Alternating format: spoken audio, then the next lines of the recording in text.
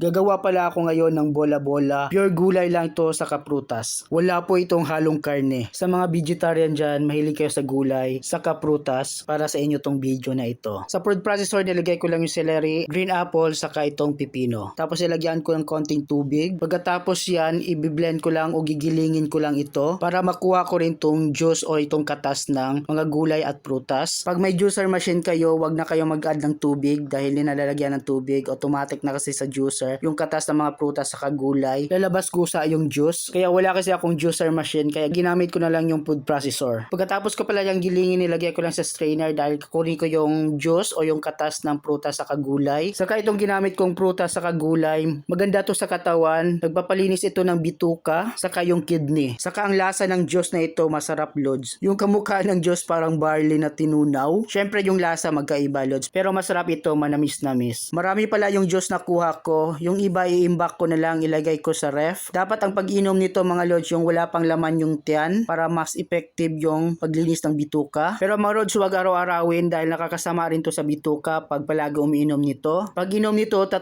beses lang sa isang linggo. Magsasalang pala ako dyan ng tubig, tapos yung sabaw ng maisa lata, isama ko na rin sa pagpakulo. Itong sapal na juice, gagamitin ko to, gagawin kong merienda. Ibalik ko lang yung sapal sa food processor, tapos maglagay lang ako dito ng tofu o tokwa. Maglalagay lang ako dito ng paminta, harina, cornstarch, asin, asukal, betchen. Tapos gigilingin ko lang para maghalo-halo lahat. Ganito lang kabilis mga lods. Kayo ba mga lods, ano bang paborito yung prutas sa gulay? Tapos anong masarap na luto o merienda na ginagawa nyo sa gulay sa prutas? I-comment mo dyan sa comment section. Sa next video, lulutuin natin dito. Pagkatapos dyan, gilingin sa food processor. Haluan ko lang ng mais para mas lalong masarap itong gagawin nating merienda. Pero hindi lang to masarap yung merienda, masarap rin to ulamin. Maglalagay rin ako dito ng baking powder para umalsa. Pagkatapos yan, lagyan ko ng baking powder. Halu-haluin ko lang mabuti. Pagkatapos niyan, gumamit lang ako dito ng scoop ng ice cream. Ito na pala yung pinakuluan kong tubig na may sabaw ng mais. Pagkatapos yan, ilagay ko lang itong ginawa kong bilog-bilog na gagawin bola-bola na gulay. Napakasustansya ito mga lods. Pakuluan ko lang yung bola-bola, tatakpan ko. Pag lumutang na, luto na yan mga lods, tulad niyan. Pagkatapos yan, ilagay ko lang sa strainer at papalamigin. Saka ulit-ulitin ko lang lahat hanggang matapos ko ito mga lods. Saka sobrang bilis lang gawin ito. Ayan yung naluto ko lahat na bola-bola na gulay. Saka ang dami kong nagawa, yung iba i-imbak ko na lang ito. Nagpainit na pala ako dyan ng mantika. Pagkatapos dyan, piprituhin ko lang mga lods hanggang maging golden brown. Babalik rin ko lang para maluto rin yung kabila. Ganito lang kabilis itong ginawa kong merienda o pwede rin maging ulam. Pag ayaw nyo ng prito na bola-bola, pwede naman sabawan mga lods, pakuluan lang tapos lagyan ng bawang sibuyas at itlog. Ganun lang kabilis ang sinabawan na bola-bola. Yung iba mga lods, dahil marami, ilalagay ko lang sa Tupperware tapos ilagay ko sa freezer. Pwede ito i-imbak basta naka-freezer lang, kahit ilang buwan hindi ito masisira. Ketchup lang palang sausawan ko, pero pag gusto nyo ng ibang sausawan, pwede mga lods, kahit yung mga mayonnaise, masarap yon. Ay mga lods, kain tayo, sabayan nyo ako kumain para sabay-sabay tayong mabubusog. Ito na pala yung piniritong bola-bola na gulay. Sobrang sarap mga lods, ang sarap ng lasa. Sa katama lang yung alat sa katamis, ang sarap dito isausaw sa ketchup. Ay mga lods, subukan nyo na ganitong merienda. Pwede rin gawin itong ulam. Kahit anong gulay o prutas ang gusto nyo, pwede gawing bola-bola. Hanggang dito lang, maraming salamat sa panonood.